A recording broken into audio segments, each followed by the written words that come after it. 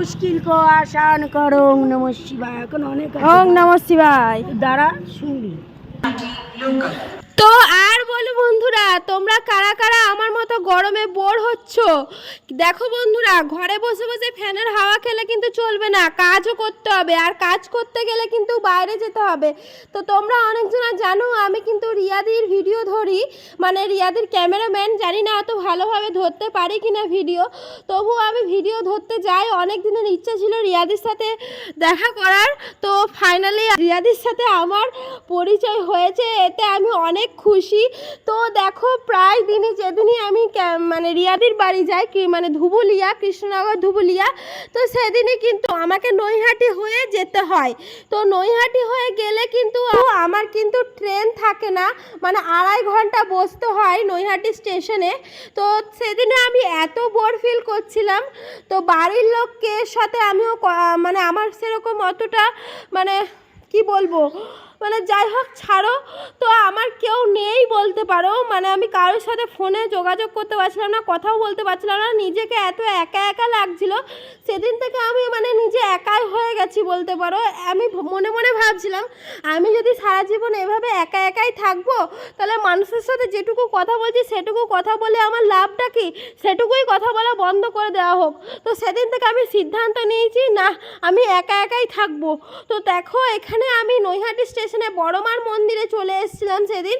আর বড়মার মন্দিরে এসে পরে আমি কিন্তু ঢুকতে পারিনি, কেন কি আমার জুতো দেখার আর ফোন দেখার, ব্যাগ দেখার মতো কেউ ছিল না। কিন্তু আমি স্নান টান করে গেছিলাম, চাইলেই পুজো দিতে পারতাম, কিন্তু এসব দেখার কেউ ছিল না, আমি একাই ছিলাম।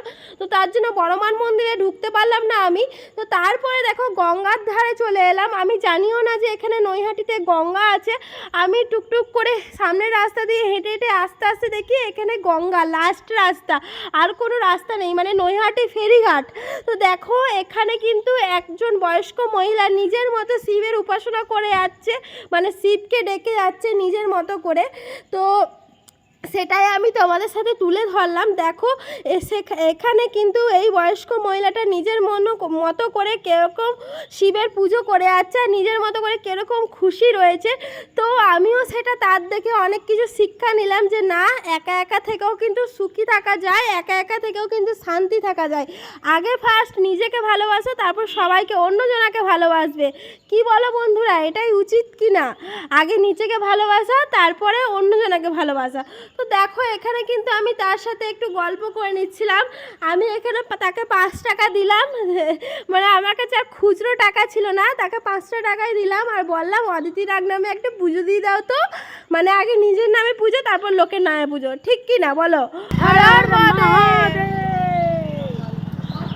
আর মুশকিল কো আসান করো। ওম নমঃ শিবায়। এখন অনেক ওম নমঃ শিবায়। দ্বারা শুনবি। তো হর হর মহাদেব, সবাই কিন্তু একটা কমেন্টে কিন্তু জানাও হর হর মহাদেব। তো তারপরে দেখো, এখানে এই সব কাণ্ড করতে করতে আমি চলে গেলাম আবার ঘুরে, কারণ কি এবার ট্রেনের টাইম চলে আসবে, মানে আমার 11:30টায় ট্রেন।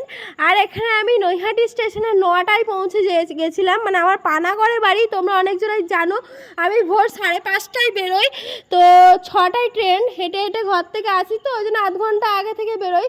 তো পানাগড় স্টেশন থেকে আমি 6টায় ট্রেন ধরি, পাক্কা 9টায় কিন্তু নৈহাটি স্টেশনে নামি। 9টা থেকে আবার 11:30টা পর্যন্ত আমায় বসতে হয়। তো তার জন্য 2.5 ঘন্টা আমি সেদিনে এই গঙ্গার ধারে এসে কাটিয়েছিলাম।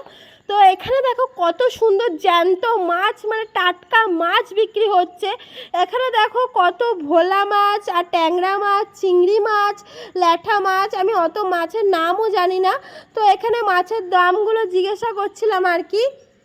তো তারপরে দেখো, আমি একটা জীবনে ফালতু কাজ করে ফেললাম, একটা ফালতু লোকের কথা শুনে, মানে তার কথা শুনে আমি লটারি টিকিট কেটে ফেললাম। মানে সে তো বোকা, আমাকেও বোকা বানিয়ে দিল। সে কোনোদিন চালাক হবেও না, আমাকেও চালাক হতে দেবে না। তো তার কথা শুনে আমি লটারি টিকিট কেটে ফেললাম। আমার বাবাও যেমনি সবসময় লটারি টিকিট কাটে, আমার এগুলো একদম পছন্দ নয়। নিজের ভাগ্যকে পরীক্ষা করে দেখলাম যে ভাগ্যে কি আছে। তো বলে না, ভাগ্যে মানে কপালে নাইকো ঘি, ঠকঠকালে পাবে কি, তো সেটাই হলো। টিকিটে কোনো টাকা পড়লো না বন্ধুরা।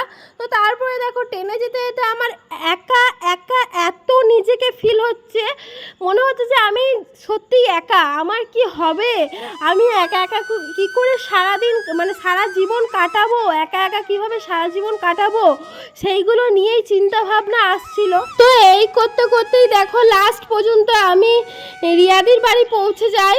তো সেখানে গিয়ে আমার মন ভালো হয়ে যায়, মানে ঘরে থাকতে আমার মন একদমই ভালো লাগে না, কারোর বাড়িতে গেলে আমার খুব মন ভালো হয়ে যায়। আর ইউটিউব সংক্রান্ত কারোর সাথে কাজ করলে আমার তো আরও মনটা ভালো হয়ে যায়।